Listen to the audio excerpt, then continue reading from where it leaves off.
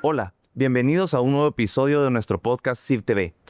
Hoy vamos a conversar sobre la importancia de la supervisión macroprudencial en la estabilidad financiera. En este episodio exploraremos la importancia de la supervisión macroprudencial, la cual se enfoca en los riesgos sistémicos. Conoceremos en qué consiste esta supervisión, su relevancia para mantener la estabilidad del sistema financiero, el rol fundamental que tiene para prevenir crisis financieras y cómo contribuye a un entorno económico estable. Además, profundizaremos en el impacto de las medidas macroprudenciales que se utilizan en la economía, el rol de la Superintendencia de Bancos en la incorporación de los instrumentos macroprudenciales. Y con este tema, pues esperamos dar a conocer la importancia de estas prácticas y cómo pueden influir positivamente en el desarrollo económico del país. Para hablar de este importante tema me acompañan hoy Ricardo Alvarado, director del Departamento de Supervisión Macroprudencial, bienvenido, y Nora Sen y Santiago Melgar, profesionales del Departamento de Supervisión Macroprudencial. Bienvenidos y muchas gracias por estar con nosotros compartiendo sus conocimientos. Pues para iniciar yo quisiera que demos una breve introducción sobre la supervisión macroprudencial. A ver, algunos antecedentes sobre la estabilidad financiera y el tema macroprudencial, Ricardo. Muy bien, muchas gracias y gracias por la invitación. Bueno, el término supervisión macroprudencial, que está muy ligado a la estabilidad financiera, pues los antecedentes tal vez inician en la época de los 70s, 80s, donde se empieza a mencionar en algunos documentos técnicos los términos de supervisión macroprudencial o estabilidad financiera. No obstante, la práctica de la supervisión macroprudencial la empezamos a ver más recientemente después de la crisis financiera internacional de 2008-2009, donde pues muchas jurisdicciones que se vieron afectadas por los eventos de esta crisis, pues vieron la necesidad importante de empezar a establecer algunas herramientas macroprudenciales que les permita tener sistemas financieros más estables. ¿Qué nos referimos cuando hablamos de estabilidad financiera? Y eso es algo que quiero hacer hincapié. En sí no hay una definición completa y única sobre qué es estabilidad financiera, pero lo que más comúnmente se le denomina estabilidad financiera es es aquella situación o estado en que el sistema financiero, y ahí hablamos de bancos, otros participantes, el mercado y la infraestructura, puede resistir perturbaciones y resolver desequilibrios sin afectar gravemente la asignación efectiva del ahorro y la inversión. Es decir, el sistema puede resistir todos los efectos que hay, que siempre ocurren en toda actividad económica, siempre hay momentos de alza y de recesión, pero este va a resistir y seguir operando. A eso le llamamos estabilidad financiera. Eso es tal vez el concepto como más sencillo y más coloquial de qué es la estabilidad financiera. Correcto. De acuerdo. ¿En algún otro antecedente que quisieras comentarnos? Es decir, ¿de dónde se origina? ¿Quién la promueve? Sí, correcto. Principalmente la promueven organismos internacionales como el Comité de Supervisión Bancaria de Basilea, también el Consejo de Estabilidad Financiera, que antes de la crisis de los países asiáticos de los 1999, este se llamaba el Foro de Estabilidad Financiera, ahora se llama el Consejo de Estabilidad Financiera, que responde directamente al G20. Y los organismos internacionales como el Fondo Monetario Internacional, pues han impulsado las mejores prácticas en materia de supervisión macroprudencial. La idea, ¿verdad?, de la supervisión macroprudencial es de identificar aquellas vulnerabilidades que pueden afectar al sistema financiero en su conjunto. Muy diferente a la supervisión microprudencial, que es de manera individual, esta busca anticiparnos o evidenciar aquellos sectores que pueden estar acumulando riesgos que puedan trasladarse al sistema financiero a grandes rasgos, porque creo que más adelante sistémica. Vamos a platicar más de eso a detalle. Así es, y para iniciar como más con ese término de supervisión macroprudencial, me gustaría ver si puedes darnos como una definición bastante condensada de qué es la supervisión macroprudencial. Ok. Pues como les venía platicando, la supervisión macroprudencial sería un enfoque de regulación y supervisión financiera que se centra en la salud del sistema financiero como un todo. no solo en cada una de las entidades individuales, sino busca identificar vulnerabilidades para prevenir o mitigar riesgos sistémicos y proteger a la economía de pérdidas significativas. Y cuando hablo de economía, aquí tal vez voy a hacer referirme a la economía, pero me refiero no solo al aparato productivo. Cuando hablo en términos de economía, me refiero también a los ingresos y ahorro de las familias, así como de las empresas y de las decisiones de inversión que se puedan generar a futuro y se puedan diferir ante un sistema financiero que no esté supervisado de la mejor manera, y esto pueda crear desconfianza en él mismo y diferimiento de decisiones de inversión. Nos comentaba sobre algunos de los principales objetivos de la supervisión macroprudencial. Me gustaría que nos pudieras ampliar un poco sobre el tema, porque escuchábamos mitigar el riesgo sistémico y también coadyuvar desde esa forma con la estabilidad financiera. ¿Cuáles son más a profundidad esos objetivos de la supervisión macroprudencial? Ok, sí, el principal objetivo o el objetivo general podríamos decir que es supervisar el sistema financiero en su conjunto para limitar la acumulación de riesgos sistémicos. Pero podríamos dividir como en otros subobjetivos o objetivos secundarios. Primero, como la acumulación de riesgos sistémicos o cíclicos o transversales. Es decir, cuando hablamos de un ciclo, cuando la economía va muy bien, normalmente algunas decisiones de inversión se relajan y eso nos hace acumular mayores riesgos. Entonces, se busca pues que estos riesgos que se están acumulando pues sean menores, porque cuando cambia el ciclo, pues esto puede desestabilizar al sistema financiero. Asimismo, crear interconexiones muy fuertes entre entidades, y eso también puede generar un riesgo de interconexión donde hace que las entidades contagien a otros. Un segundo objetivo sería fortalecer la resiliencia del sistema financiero para que pueda soportar shocks tanto internos como externos. Y un tercero, pues, es promover la confianza en el sistema, porque, pues, si los inversionistas y empresas y las personas individuales ven que el sistema financiero es sólido y resiste los ciclos económicos y los shocks que se puedan generar, pues van a seguir confiando y participando en él. Buenísimo. Y me surge la duda, a ver, en otros episodios hemos conversado sobre la supervisión que hace la Superintendencia de Bancos, pero lo hemos abordado desde la forma micro, ¿verdad? A ver, la supervisión que se hace a una entidad individual. En este caso, como hablamos de la supervisión macroprudencial, que es de forma sistémica, ¿nos puedes comentar cuál es la vinculación y cómo se relacionan estas dos supervisiones, tanto la microprudencial enfocada en individuales como la macroprudencial? Ok, no, buena pregunta, y es importante tener bien clara las diferencias y similitudes, y porque también hay un nexus que es importante y deben de estar coordinadas. En sí, la supervisión microprudencial, que es la que tiene el mandato legal la Superintendencia de Bancos, es complementaria a la supervisión macroprudencial, pero con enfoques distintos. La microprudencial se dedica a la supervisión de cada institución financiera en lo individual, es decir, de un banco, de una aseguradora, de una sociedad financiera, y en otros países donde el mandato es más amplio, pues de cooperativas de ahorro y crédito o de empresas mutuales u otro tipo de entidades que ellos tengan. Y lo que buscan es que cada entidad esté sana, en el sentido de que cumpla con el marco legal, tenga suficiente capital, gestione bien sus riesgos y que no esté expuesta a riesgos significativos en sus decisiones de gestionar la entidad. Este es un enfoque muy detallado donde los manuales de supervisión se enfocan en cómo tratar a cada una de estas entidades y al tipo de operaciones que tienen. Ahora, la macroprudencial pues se separa de esa visión de lupa que se le pone a cada una de las entidades individuales, y lo que busca es ver el sistema como un todo y ver, bueno, este sistema, cómo se está comportando, cómo está la actividad económica por su parte, cómo están los principales socios comerciales, cómo están los principales economías avanzadas, cuáles son las tendencias a nivel regional, qué tendencia estamos observando a nivel local, qué variable macroeconómica podría estar generando algún desequilibrio en el corto o mediano plazo que pudiera afectar al sistema financiero en su conjunto.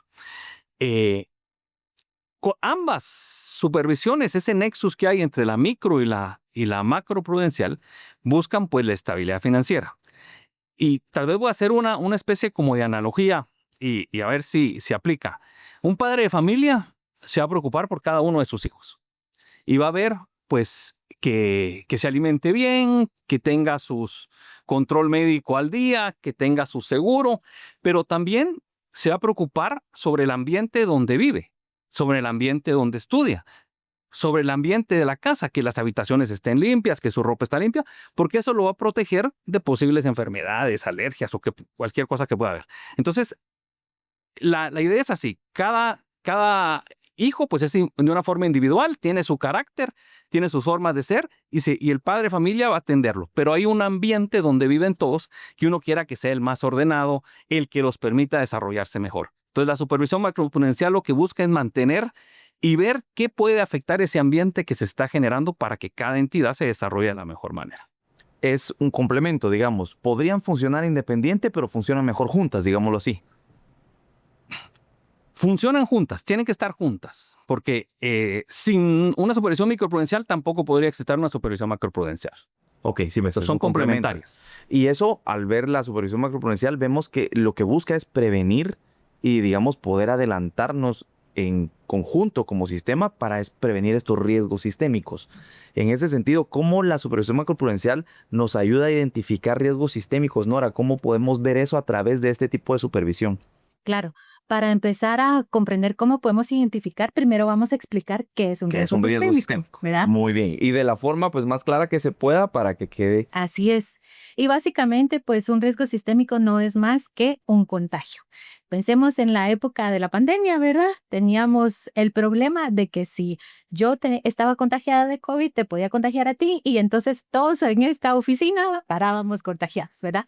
Básicamente eso es el riesgo sistémico. Es el peligro de que una institución tenga un problema y ese problema lo pueda desencadenar hacia otras y esto llegue a afectar un sistema en conjunto, ¿verdad? Pensemos en un banco grande en donde si este está muy interconectado, como decía Ricardo, ¿verdad? Que es uno de los principales factores que afectan la estabilidad financiera, puede causar una reacción que al final nos afecta a la economía en general. Entonces, para identificar los riesgos tenemos algunas alertas que tenemos que estar pendientes de estar monitoreando y que nos van a permitir ver si se está acumulando un riesgo sistémico.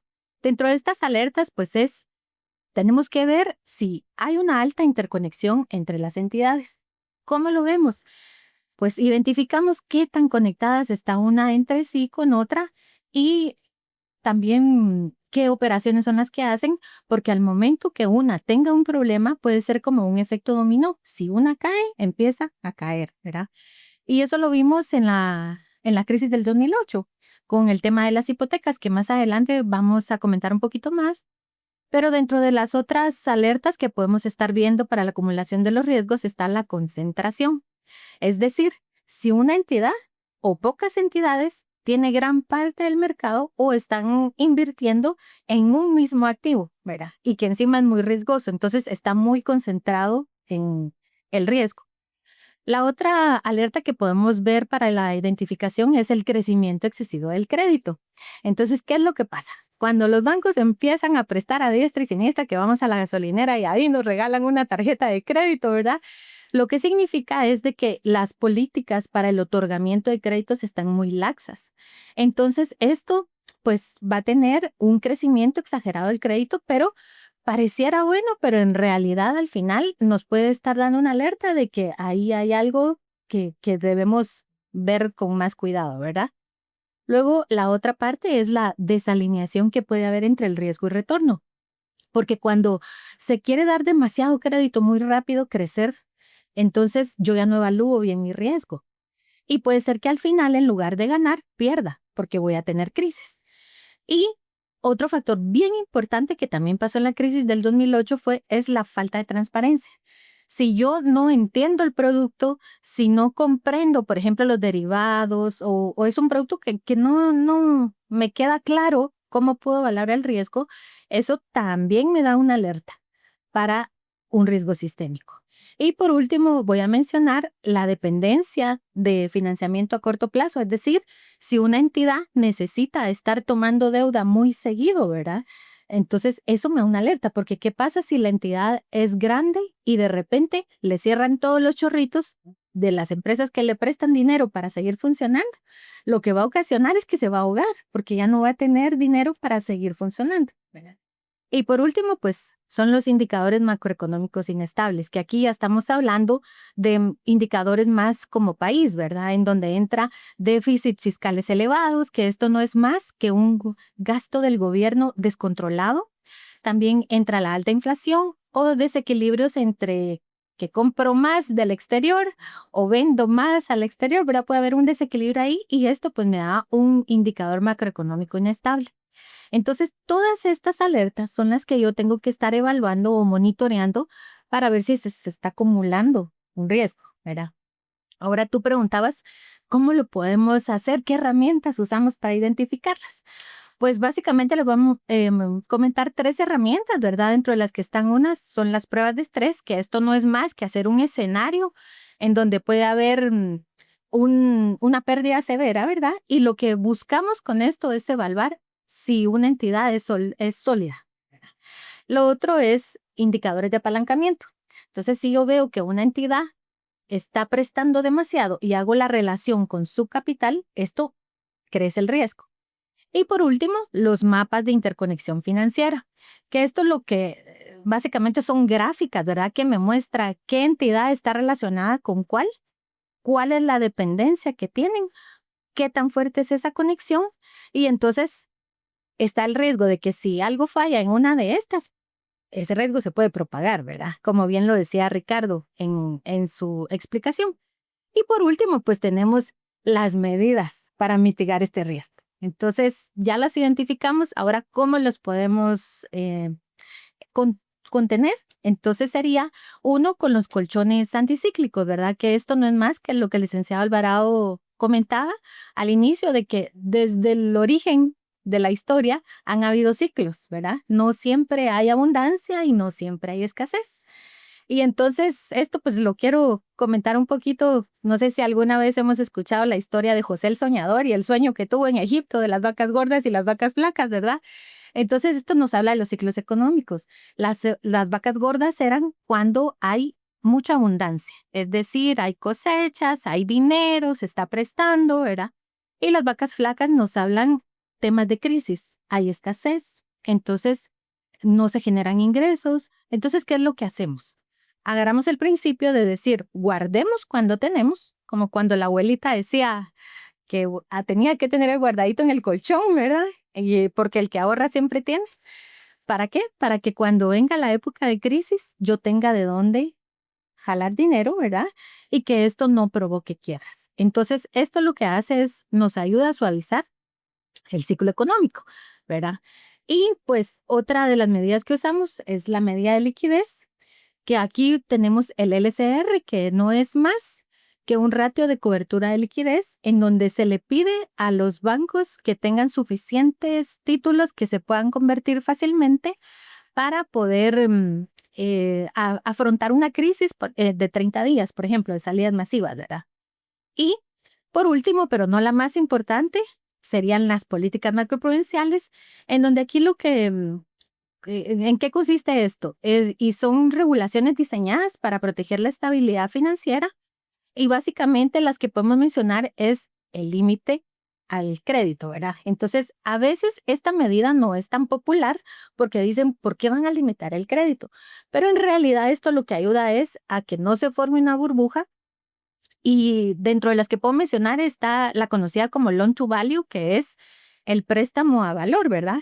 Y tenemos el ejemplo acá en Guatemala de las hipotecas. Cuando una persona quiere comprar una casa, no se le puede financiar el 100%. Hay un límite que es del 80%, ¿verdad? Entonces, la persona que quiere comprar tiene que dar de sus ahorros un 20% al valor de la casa y financiar un 80%.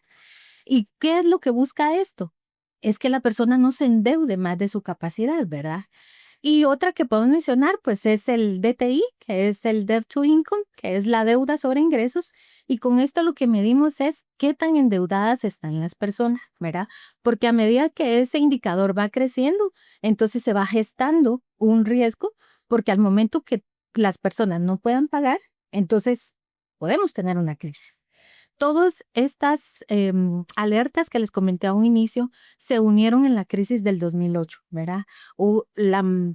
los bancos de Estados Unidos dieron créditos a personas que no podían pagar, que estaban concentradas en hipotecas, los estructuraron y los empaquetaron como forma de inversiones, que los otros bancos de los otros países no entendían bien el producto, no había transparencia, pero todo el mundo lo quería porque supuestamente eran rentables. Y al final, cuando la tasa de interés subió, la gente ya no tenía presupuesto para seguir pagando su cuota, dejaron de pagar y esto pues ocasionó la crisis. Nos has comentado pues muy interesante sobre cómo identificar estos riesgos, también muchas herramientas para cómo poder gestionarlos. Y me quedo con un ejemplo muy ilustrativo que hacías, que el riesgo sistémico al final es como un contagio, que podría hacerse que un banco que esté sano a través de un riesgo sistémico pase a estar contagiado por el problema que generó otro. Entonces, creo que tener estas herramientas que nos has comentado y una supervisión macroprudencial tiene impactos pues muy positivos a nivel de la economía. Quisiera que platicáramos, Ricardo, sobre eso. ¿Qué impacto positivo tiene la supervisión macroprudencial? Bueno, primero que nos da un sistema financiero más resiliente. Y les quiero poner un ejemplo. Y como lo decía anteriormente, un sistema resiliente nos va a permitir afrontar shocks, salir de ellos o ciertos desequilibrios y seguir atendiendo a la actividad económica sin tener un impacto significativo en ella. Pero con todo esto que Nora comentaba, te voy a decir, y bueno, y siempre nos vamos a la crisis financiera de 2008-2009, que van a ser casi 20 años pero hay ejemplos más recientes. Y en 2023 estuvo la quiebra del Silicon Valley. Y aquí no fue suficiente la supervisión microprudencial. Y voy a ejemplificarlo con lo que Nora comentaba hace un momento. Primero, se sabía que iba a haber un momento de cambios en las tasas de interés de política monetaria a nivel mundial. Cuando estas cambian, el banco no había anticipado estos cambios y la concentración que tenía dentro de sus activos de títulos federales que iban a verse que su precio iba a verse afectado con el cambio de la tasa de interés de fondos federales de Estados Unidos. Y segundo, se concentra en una actividad, empresas tecnológicas de innovadoras, conocidas como startups, y allí estaban, sus depositantes eran principalmente startups. Entonces, cuando sucede eso, obviamente entra en un problema por temas de concentración.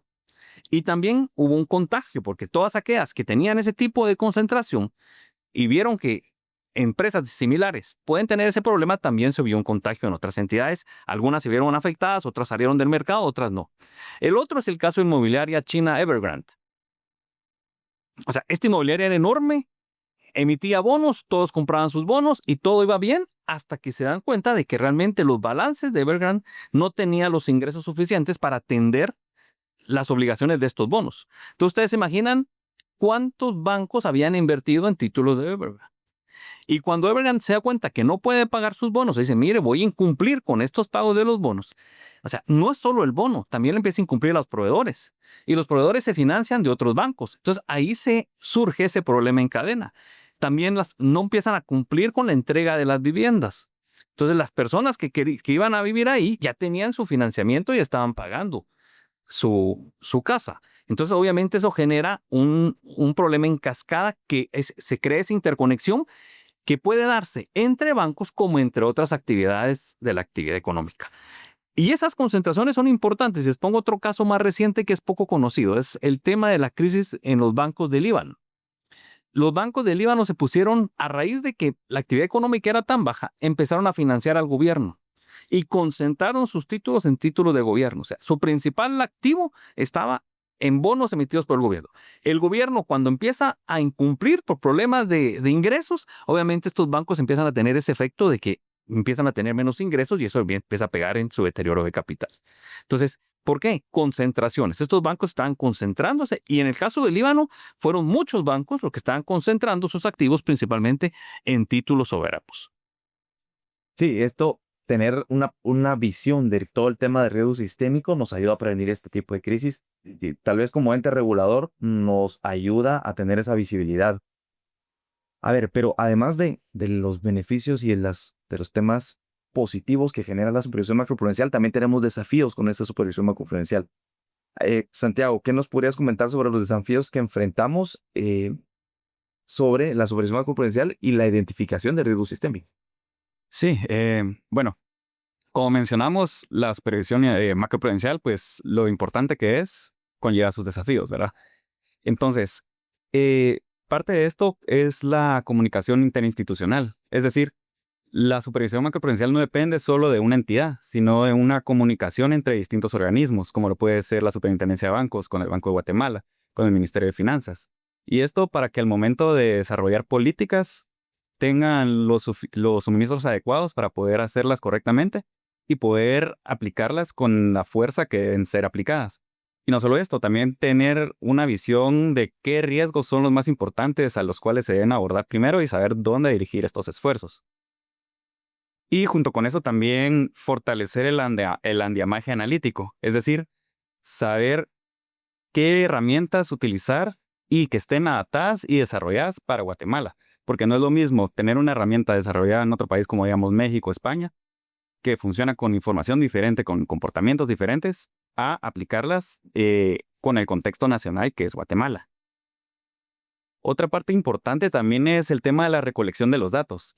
Los datos es el insumo principal que se usa para todos los análisis que realizamos.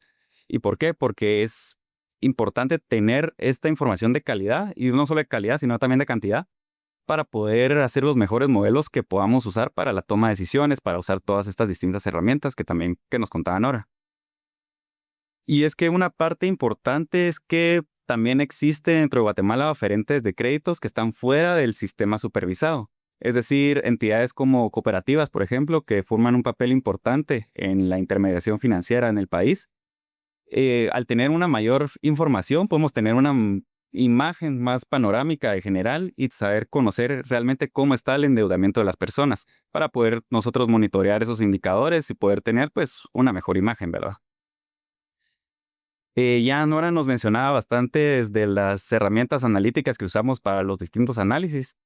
Y es que es importante también tomar en cuenta que no solo se trata de desarrollar una herramienta y utilizarla y dejarla ahí, sino que monitorear la efectividad de la misma. Es decir, están funcionando los escenarios que se están planteando, los colchones de capital sí son adecuados, porque realmente todo es una información dinámica y todo va cambiando conforme va pasando el tiempo. Entonces es importante medir y monitorear estas herramientas para saber que se están usando de una forma adecuada. Y a todo esto, pues, una parte muy importante de todos estos análisis es el uso de la tecnología, porque esto permite muy bien eficientizar procesos, utilizar inteligencia artificial también para apoyarse en los análisis y tenerlo todo de una mejor manera. Pero esto también puede conllevar riesgos, ¿verdad? Porque pues se tiene muy importante la protección de los datos, que es algo muy importante con todo lo que trabajamos. Y también fortalecer el tema de la ciberseguridad, que va amarrado a esto mismo. Entonces, al final, tener una supervisión macroprudencial pues no es algo sencillo, pero es muy importante por todo lo que hemos discutido hasta ahora, y así poder tener una medición integral de los riesgos como un todo y no solo de una manera aislada. Y es clave, como comentabas, los datos, ¿verdad? No podrías hacerlo sin datos. Y en Guatemala, pues creo que los datos siguen siendo los datos y luego transformarlo en información sigue siendo un reto. Un desafío, sí. Un desafío, porque no tenemos todas las fuentes de datos como comentas. Hablabas un poco del tema de cooperativas, que es algo que se sale de la visibilidad del sistema financiero supervisado, pero así hay otras fuentes también. Así es. Y es un reto. Y a eso quisiera que lleguemos también. ¿Cómo estamos en temas de desafío y la aplicación de supervisión macroprudencial aquí en Guatemala? Porque, como bien decía Santiago, no se trata solo de aplicar una herramienta, sino que es saber si esa herramienta se aplica para Guatemala y cómo la debemos aplicar. ¿Cuál es el estado de la supervisión macroprudencial acá en nuestro país? Bueno, pues aquí la CIF, ¿verdad? Lo que está tratando de hacer con la supervisión macroprudencial es, pues uno de los mandatos también es preservar la estabilidad y solidez del sistema financiero en su conjunto. Con esto, pues busca complementar la supervisión microprudencial que nos comentaba Ricardo al inicio y fortalecer la resiliencia del sistema financiero. ¿Cuáles son las herramientas de las que les platiqué anteriormente, pero que sí estamos usando en Guatemala? Una de ellas, pues, es la evaluación prospectiva del crédito, ¿verdad? En donde se analiza cómo podría evolucionar los riesgos crediticios. Y la otra, pues, son las provisiones dinámicas, con enfoques contracíclicos.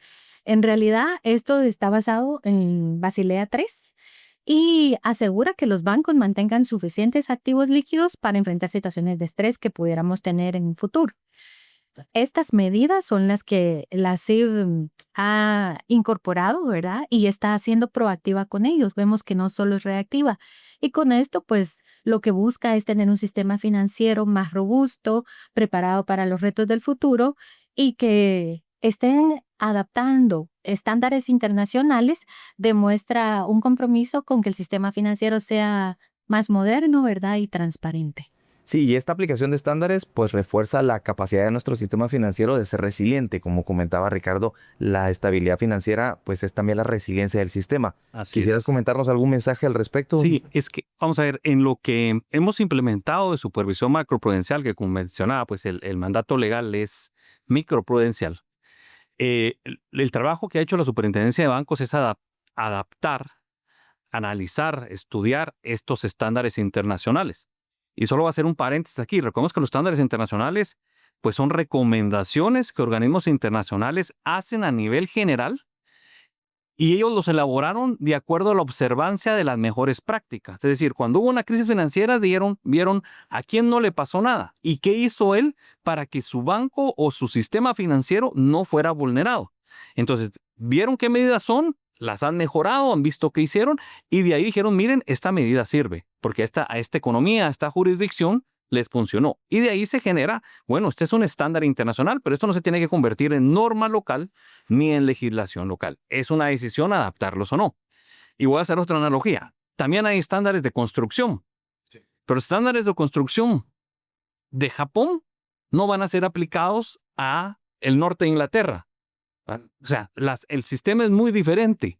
Las fallas sísmicas y todas las necesidades que tiene Japón son estándares más rigurosos que los que puede tener una región donde no tiene problemas de fallas tectónicas que se muevan constantemente. Igual pasa en nuestra jurisdicción. O sea, parte de lo que tenemos que hacer es estudiar estos estándares y ver qué podemos aplicar, porque las características del sistema financiero guatemalteco van a ser diferentes a las de los sistemas de las economías avanzadas, donde fueron los lugares donde observaron para generar estos estándares. Entonces, parte de esa implementación y que estamos haciendo en Superintendencia de Bancos es eso, ver qué podemos implementar y cómo adaptarlo a las necesidades de nuestro sistema financiero. Claro, veo que con esto pues nos refuerza el tema de que la Superintendencia de Bancos pues ha incorporado progresivamente las medidas de supervisión macroprudencial en nuestro marco regulatorio y lo que estamos haciendo en el día a día de la supervisión.